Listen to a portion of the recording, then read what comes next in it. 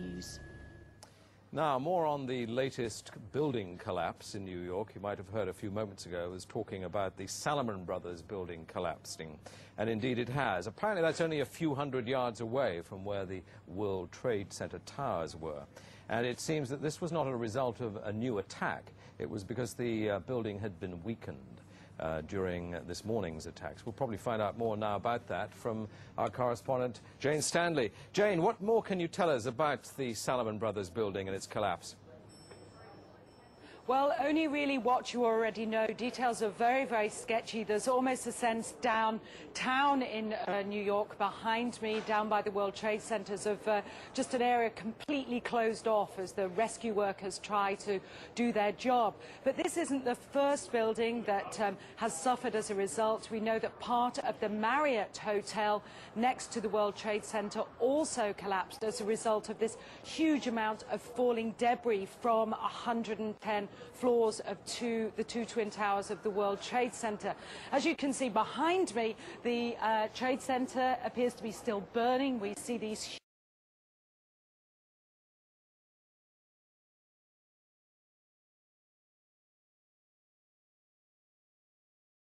huge clouds of smoke and ash, and we know that behind that there's an empty piece of what was a very familiar New York skyline, a symbol of the financial prosperity of this city, but completely disappeared now, and New York is still unable to take on board what has happened to them today.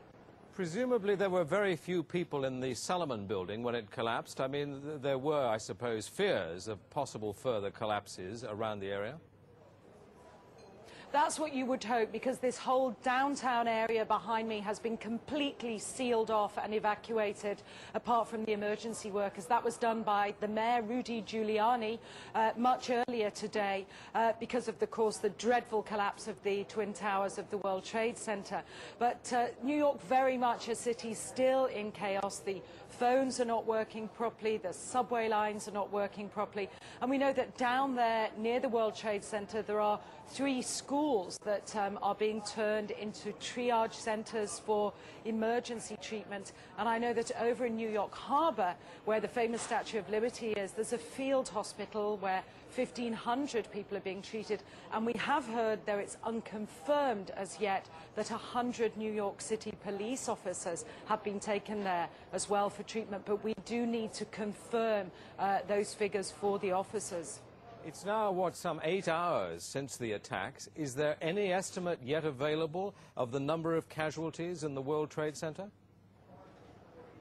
I think we can only go at this point with the words expressed by the mayor of New York, Rudy Giuliani, that it's too frightening to think how many there could be. We know that it's about almost 300 people on the airliners that were used in these attacks. But you've got to remember, this was 9 o'clock in the morning on a Tuesday morning. It's busy in downtown Manhattan, in the financial district then. The World Trade Center itself has 50,000 workers. There are tens of thousands of tourists who go up there every day. The figures are almost too frightening to contemplate. You can understand why nobody yet wants to put a figure on them. Listening to the mayor, Rudy Giuliani, a bit earlier, one of his messages was, business as usual. We won't let this get us down. But presumably, a lot of Manhattan people must have fled the city to Long Island to get away from possible further attacks.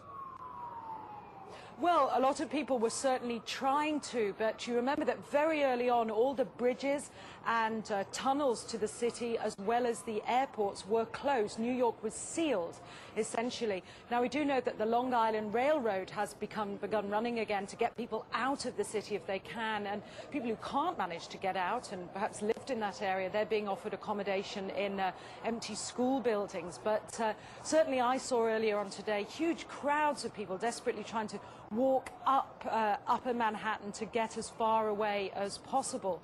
I think nobody really knows how to go or where to go, and you have to remember, even now, I don't think people can sink in to people what's happened. We haven't for the past hour or so heard much from the people of Manhattan. You're with them there. I mean, what are they saying tonight after this catastrophic attack?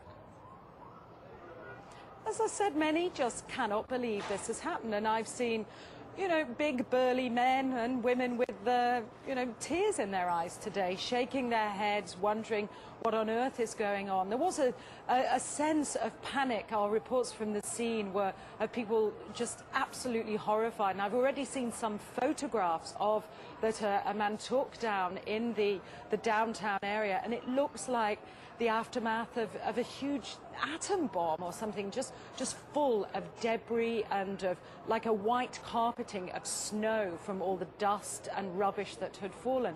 I don't think people can comprehend. They certainly have lost any feeling of safety. There's still a great pride in the city. People are determined to fight back, but a great sense of shock and loss. People keep looking at the sky, for example, where you can see the plume of smoke and say, when that's gone, it won't be there anymore. Our Twin Towers won't be there.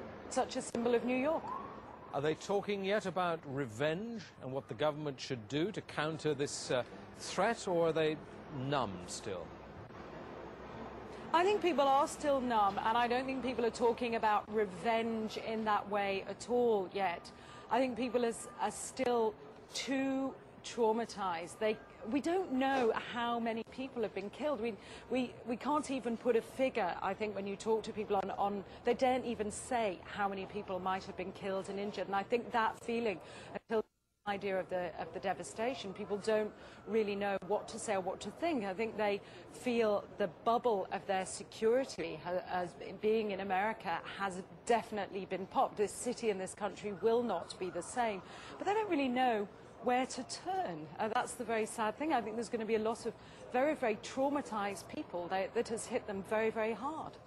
Jane, I think many of us, when we heard the news, perhaps on the radio earlier today, were completely flabbergasted by it and just couldn't comprehend it. I mean, it almost sounded too far-fetched. I was wondering what it's felt like for you being in Manhattan. Well, unfortunately, I think we've lost the line with Jane Stanley in Manhattan. Perhaps we can rejoin her and follow that up later.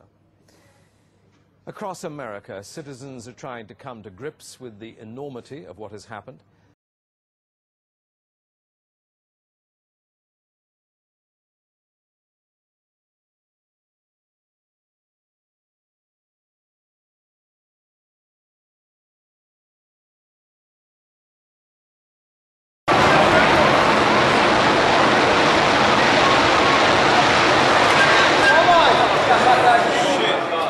Gone, man.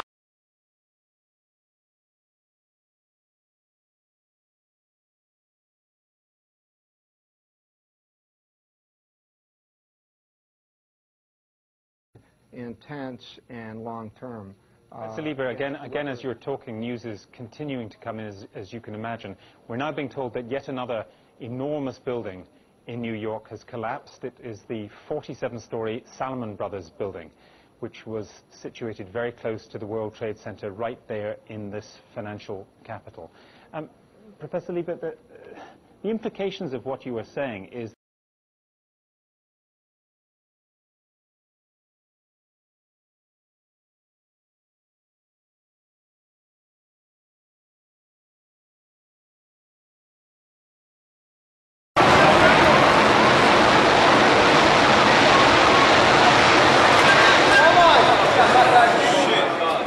Gone, man. Again, what you're seeing are high shots. Now, here we're going to show you a videotape of the collapse itself. Describe that. Now we go to videotape, the collapse of this building.